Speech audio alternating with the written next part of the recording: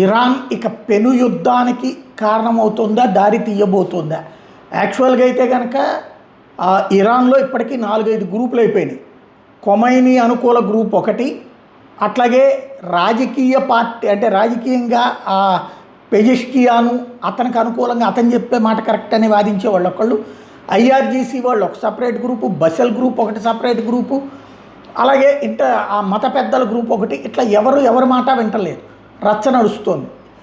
ఈ దశలో బ్రిటన్లో ఉన్నటువంటి ఇరాన్ రాయబార కార్యాలయం ఒక సంచలనమైన ప్రకటన చేసింది.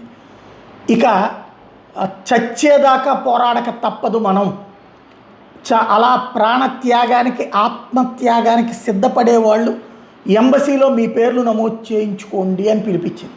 ఇది సంచలనం సృష్టిస్తోంది. బ్రిటన్లో ఉన్నటువంటి ఇరాన్ రాయబార కార్యాలయం ఇరాన్ కోసం చచ్చిపోదామనుకున్న బ్రిటన్లో ఉన్నటువంటి వాళ్ళు ఎవరో రండి అని పిలుపునిచ్చింది. ఇది ఇప్పుడు కలకలం రేపుతున్నది.